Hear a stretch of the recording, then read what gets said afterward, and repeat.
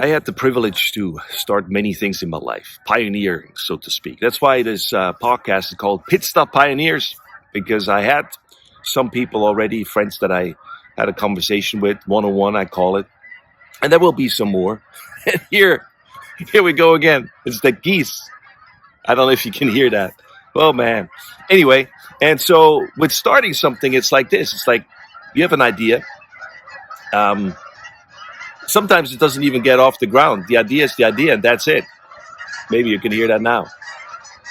And where I come from in Switzerland, a lot of times you have an idea, you tell somebody, and they analyze everything. It was like, well, have you thought about this? And you have to have a business plan, and you need to have this. And what about the finances? And what about?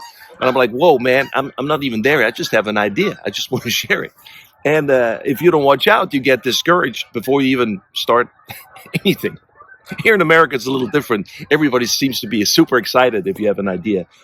Maybe you have other challenges, then you actually follow suit with it. I don't know how many people at the end will support it, but you have a chance. You need to try. You need to take a risk. You need to find out. So why I'm saying this is when I started Pit Stop Pioneers, it's a development. It's, things that you need to think about, what you want to talk about, what you want to share. And I've been doing videos for quite some years. And so in this process now of finally putting this on a podcast next to the videos, I opened a YouTube channel as well. Yes, Tom Seckinger has a YouTube channel, and it's nothing new because there's from the ministry, we have a YouTube channel. There's stuff out there for years. So I did little vlogs, video blogs, they were called, like 1 minute long, just what's going on in our lives and at the barn, and get people engaged and informed of what's happening, whether from back in Switzerland and also people here that we got to know.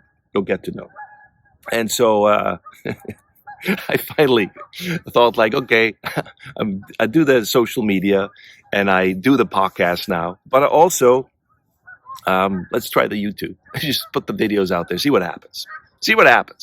And so as I put those out there, I got one subscriber, and that's great. And it's not my mother. No, it's actually, I found out who it is.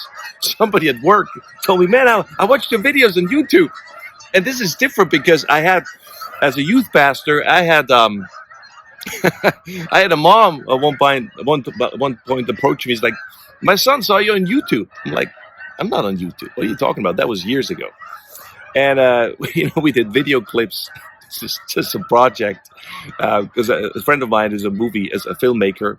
We did some spoofs, some stuff, and put it out there at that time before there was an internet, really, before there was YouTube, before there was, we had to send it to people by email. Email was a big thing. Yes. And we had to break down the format to a size that actually can send it out. And somebody picked that up and put it on YouTube. I didn't even know. And there was a lot of hits. One of the clips had actually over 1 million hits. And so, I'm not trying to replicate this. I got my own channel now. I'm going to put my own stuff out there, and not somebody's doing it for me. Okay? Just to be clear. But I have one subscriber. I don't know who it is. I found out who it is, and I thanked the person. I said, thank you for subscribing to my channel. That's great. And I have to think, there's a scripture. It's called, don't despise the days of small beginnings. And it helped me a lot, starting things, because if you start something, you don't know where it's going. You have no idea. Even when I'm talking to you right now, I sometimes don't know what my next thought will be. I'm just talking. But don't despise the day of small beginnings. Take one day at a time. If you have an idea, try to do something with it. Not just talk about it. Talk about it helps. Process it with somebody, hopefully a friend, hopefully somebody that encourages you, ask the right questions, because we do also need that. We need the critical, not spirit, the critical analysis of just like, well, have you thought this through? Like I had experiences or ideas, like my daughters came to me with ideas like, well, that's a great idea, but have you thought about this? And have you thought about that? I'm not trying to discourage you, just asking you questions. Take that with, process it, sit on it, think about it, pray about it. And those things help. And so if you have an idea, I encourage you, give it some thoughts, write it down. It helps too. Make a plan. See where it takes you. Like I remember just on top of my head, I was in a phase years ago writing songs with one of my best friends that I know from like my teenage years. We grew up together. And in between, sometimes you lose track with somebody. But we found each other again, both in a going through life, and we had to process some stuff. And it helped us, for him with the guitar, for me with the lyrics, and us singing and writing, and we incorporated other friends as a band, and we did some events. But we just needed a place where we just processed what was happening in our lives. And it helped finding an outflow with music, with lyrics, with songwriting. And we did this very diligently, in a diligent way. I can't say it. For about 4 years. Every week we met. The same like when I had my first band, we met every week on the Saturday when our days off, every week for years. But because you need to work on something, if you have an idea, you need to put some work in it, effort in it, obviously, to hopefully that it comes off the ground.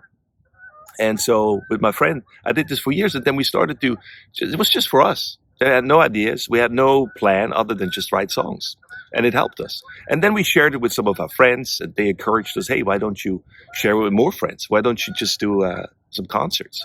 Why don't you do some nights, some poetry nights, stuff like that? And that's what we did.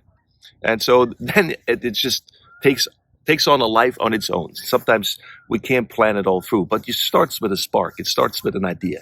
And I want to encourage you, if you have an idea, give it some thoughts, give it some prayer, see where it takes you. Talk to the right people. You also sometimes need the right people with you in order to bring it to the next level. So why I'm saying all of this, I just started a YouTube channel. And here's the pitch, right? No, there's no pitch. Because I talk to friends about this, if you have a YouTube channel, if you have any kind of out there, you want to have more followers and subscribers and all this. And this is, even I get emails how to do this by these podcast platforms. I appreciate it. I appreciate what they do. But I'm like, you know what? I don't know, man. It's like, I feel like if somebody likes something, they will do what they feel like need to do. If somebody wants to write a review based on something you like, then you do that. And if you don't, then don't. If you like a YouTube channel or a podcast, subscribe to it or don't. Like it or don't. I mean, it's like, I'm not trying to telling people what to do. I just want to encourage them. And I'm just excited that I got a YouTube channel with 1 subscriber. So don't despise the day of small beginnings. Take one step at a time, one day at a time. And this is my day at a time. Thanks for watching. Thanks for listening. This is my perspective. Talk to you soon. Bye-bye.